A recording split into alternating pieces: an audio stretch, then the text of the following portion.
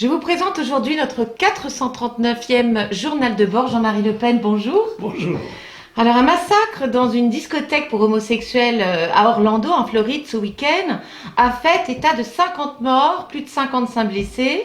Un islamiste radicalisé y avait ouvert le feu à l'aveugle. Avant-hier, en France, il s'agissait d'un couple de policiers des Yvelines, froidement égorgé par un Français, entre guillemets, radicalisé aussi. Le Ramadan serait-il propice à ce genre d'action contre ce que les musulmans appellent les impies? Il est possible que ça ait une influence, puisqu'il y a une certaine ascèse physique qui est exigée des gens qui suivent le Ramadan. C'est peut-être une coïncidence. Je pense que des incidents de cette gravité se produiront tout au long de la guerre qui est menée désormais contre l'Occident, qu'on le veuille ou non, par l'islamisme, sous toutes ses formes, qui se manifestent aux quatre coins du globe, si j'ose dire. Alors, la surveillance des fichiers S s'avère apparemment inefficace, Président. Vous, que proposeriez-vous? Écoutez, je crois qu'il y a un certain nombre de gens qui proposent des camps de rétention, pour ne pas dire des camps de concentration, je pense, n'est-ce pas, où seraient les suspects, parce que tant que quelqu'un n'a pas accompli une action délictuelle ou criminelle, il est réputé innocent. Bien qu'il peut être dangereux, puisque par ses relations, par ses comportements, il se signale comme un ennemi, et il est, je pense, d'assez bonne politique de se mettre à l'abri des attaques de ce genre de personnages. Mais ce sont des législations exceptionnelles qui correspondent à l'état de guerre, mais M. Valls n'a-t-il pas dit lui-même que nous étions en guerre? Par conséquent, il faut en tirer les conclusions qui s'imposent. Je ne suis pas au gouvernement, mais si j'étais au gouvernement, je pense que je prendrais des décisions plus énergiques que celles qui sont prises aujourd'hui. Oui, mais alors en attendant, comment dirais-je, des ordres ont été donnés aux diverses préfectures de notre pays afin de recenser les citoyens français détenteurs d'armes à feu, les chasseurs notamment. C'est un peu le monde à l'envers. On veut désarmer le citoyen français de souche. Oui, non, mais ça, je suis absolument convaincu que si la situation s'aggravait, l'une des premières mesures que prendrait le gouvernement, ça n'est pas de désarmer par définition les criminels qui évidemment échappent à ses contrôles, mais de désarmer les citoyens honnêtes qui, eux, ont déclaré les armes qu'ils avaient, bien sûr. Oui. Mais ça ne m'étonnerait pas. Cela étant, le pire est devant nous, il faut le savoir. Oui, alors, est-ce que, selon vous, un remaniement absolu, total de notre système sécuritaire est indispensable? Oh, absolument, mais nous sommes tout à fait déficitaires dans ce domaine. Dans le domaine pénitentiaire, nous n'avons pas suffisamment de prisons, en vous rappelant qu'en 2002, j'avais demandé qu'on construise 100 000 places de prison pour remplacer celles qui étaient vétustes d'une part et quelquefois même indignes, et faire face aux situations d'aggravation de l'insécurité que connaissaient nos sociétés, sans même parler du phénomène terroriste islamiste. Alors c'est dire que nous n'avons pas les moyens de rétention délictuelle et criminelle, puisque je crois qu'il y a 12 ou 15 000 personnes qui sont en prison au-delà des normes ordinaires. Je pense qu'il y a un certain laxisme de fait qui s'est établi aussi dans les prisons. Les gens ont des téléphones, arrivent à s'en procurer, les sanctions ne sont pas appliquées. On sait qu'il y a 100 000 personnes condamnées à la prison qui ne peuvent pas y entrer parce qu'il n'y a pas de prison pour les y mettre. Bon, bref, tout ceci révèle un grand désordre qui ne date pas de Hollande, ça date des gouvernements qui se sont succédés et qui ont vécu dans une certaine conception hédoniste de la société et qui ont remplacé l'autorité par la bienveillance. C'est ainsi, par exemple, que l'on voit dans des bagarres de rue, c'est étonnant. On voit pendant les policiers qui sont équipés, protégés quand même par leur bouclier, mais qui reçoivent pendant une demi-heure sans réagir, parce qu'ils n'en ont pas l'ordre, des bouteilles, des pavés, etc. Il y a visiblement une volonté gouvernementale de ne pas réduire la violence des agresseurs comme elle devrait l'être immédiatement, dès qu'elle se révèle, elle devrait être immédiatement mise hors d'état de nuire. Ce n'est pas le cas. Alors justement, pour reparler de nos forces de l'ordre, notamment, en plein état d'urgence, toutes ces fan zones-là, vous les auriez-vous maintenues? Bien sûr que non. Les fan zones sont une absurdité. Ça n'est pas à l'État à organiser le spectacle des sports, quels qu'ils soient. Oui, sous prétexte de l'Euro 2016 qui se déroule actuellement. Oui, oui, mais enfin, ça n'est pas à l'État d'organiser le spectacle. C'est dérisoire. De la même manière, je dois dire que la présence du président de la République à Marseille lors d'un match éliminatoire, oui, que le président assiste à la finale, ça me paraît participer de sa fonction de représentation. Mais moi, je pense que, compte tenu des événements, la place de M. Hollande n'est pas sur les bancs du stade de Marseille, mais à l'Élysée, pour travailler dans la fonction qui est la sienne de président de la République et pas de supporter de l'équipe de France. Bien, alors ça c'est dit.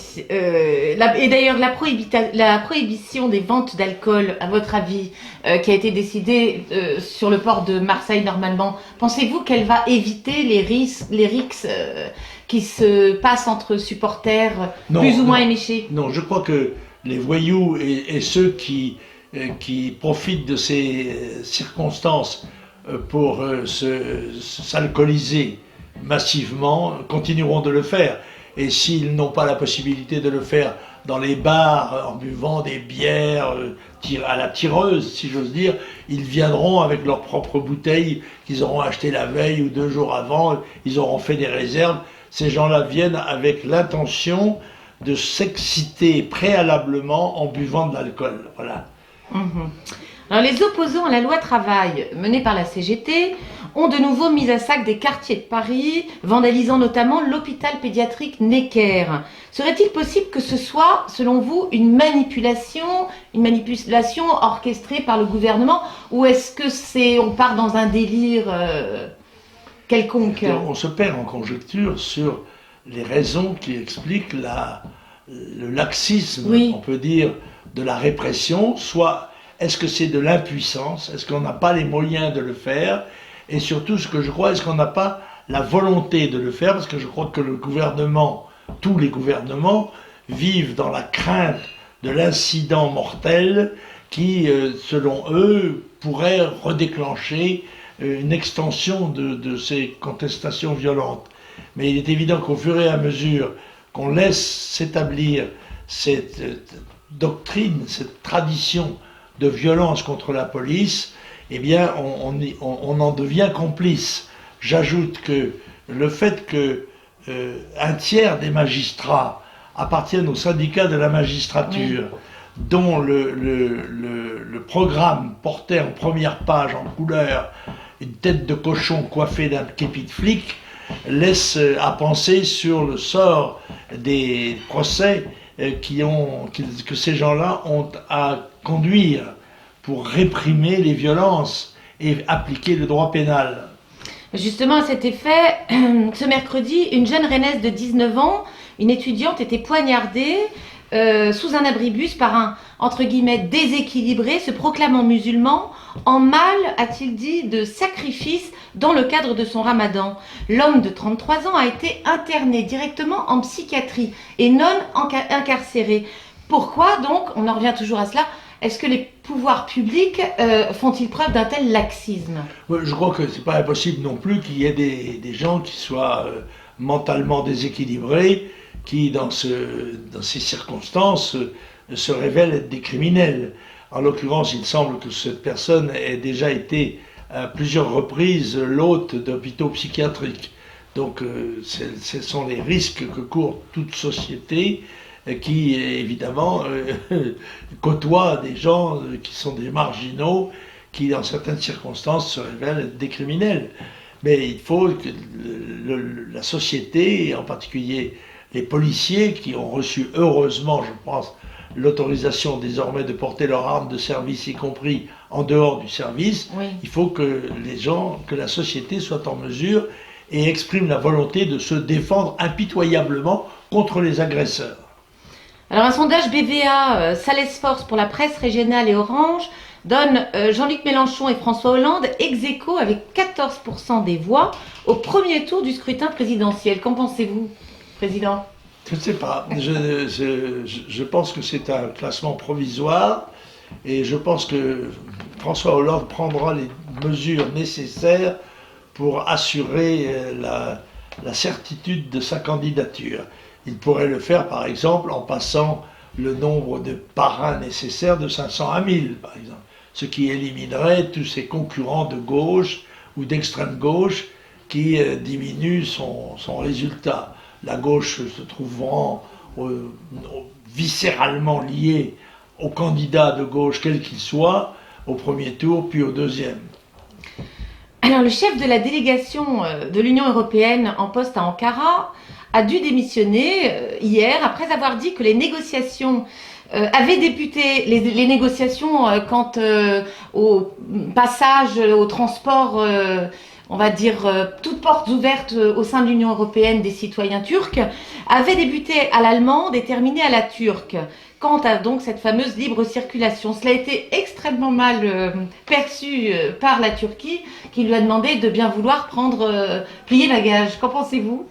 Écoutez, c'était une absurdité que de souhaiter ou de vouloir que la Turquie fasse partie de l'Union européenne. Ceci parce qu'elle fait partie de l'OTAN. Ce serait l'alignement c'était en quelque sorte la traduction de l'alignement de l'Europe sur l'alliance américaine. Il est bien évident que la Turquie n'est pas un pays européen et qu'elle ne peut ni ne doit entrer en Europe. Et de l'avoir laissé espérer au gouvernement turc était une erreur politique fondamentale. Je crois qu'il faut s'opposer de toutes nos forces à ce que cette sottise politique et diplomatique se réalise, compte tenu du fait qu'il y a 90 millions de Turcs musulmans qui entreraient de ce fait en Europe, réalisant en quelque sorte la revanche de leur expulsion de l'Europe dans les siècles précédents. Concernant l'Union européenne, toujours, celle-ci a décidé ce jeudi de prolonger ses sanctions économiques envers la Russie d'au moins 6 mois. Sanctions donc quant aux prises de position de la Russie vis-à-vis de l'Ukraine et son annexion bien sûr de la Crimée. Donc tout cela bien sûr très discutable, sachant que la Crimée fait partie intégrante, on le sait tous, de la Russie. Pensez-vous que ce soit des sanctions intelligentes? Ce sont des sanctions absurdes, injustes et dont nous payons très cher les conséquences, parce qu'il est évident que la Russie a procédé à des rétorsions à notre égard et a fait perdre un certain nombre de marchés, en particulier agricoles, aux producteurs français. Et il faut au plus tôt cesser cette politique de sanctions qui se fait sans doute aux ordres de la politique américaine, ce qui j'espère changera à partir du mois de novembre prochain. La mythique course automobile des 24 heures du Mans débute ce week-end. Vous y intéressez-vous? La suivrez-vous? Oui, mais je suis un téléspectateur des spectacles sportifs, je le confesse, aussi bien du football que du rugby, du tennis, mais Panem et Circenses, du pain et des jeux.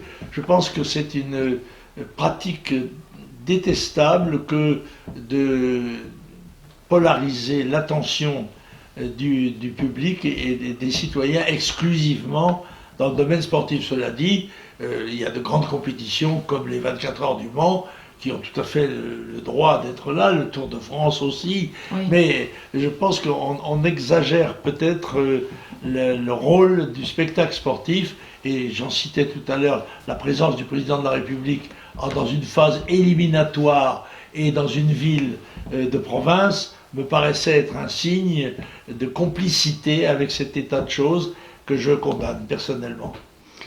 Alors, Président, vous vouliez rendre un hommage particulier à nos deux jeunes, enfin notre jeune couple de policiers français qui ont été tués, Eh oui. Sachant qu'une marche silencieuse se déroule ce jour même à Mantes-la-Jolie. Vous vouliez vous dire un petit mot à ce sujet? Oui, bien sûr, nous sommes de tout cœur avec la famille, les familles de ces malheureux fonctionnaires assassinés dans des conditions abjectes. Et je pense aux petits garçons, aux deux petits garçons qui sont devenus des orphelins. Et j'ai été le premier à suggérer qu'ils soient considérés comme des pupilles de la nation. Malheureusement, je crains que ce genre d'incidents graves se reproduisent, mais si la police a la possibilité maintenant de se défendre, même quand elle est en civil, eh bien, cela écartera peut-être certains criminels de leur intention. Bien, ben, je vous remercie mille fois, cher Président, pour cette petite interview. Et nous nous retrouvons, j'espère, la semaine prochaine. Alors, je dois vous dire que je n'ai pas de livre à vous présenter cette semaine parce que je lis deux livres, l'un de Bruno Maigret, oui, et l'autre de notre ami Martinez, Jean-Claude, oui, le professeur de droit. Je ne les ai pas finis encore, mais j'en parlerai de l'un et de l'autre lors de notre prochaine réunion. Avec joie. Merci.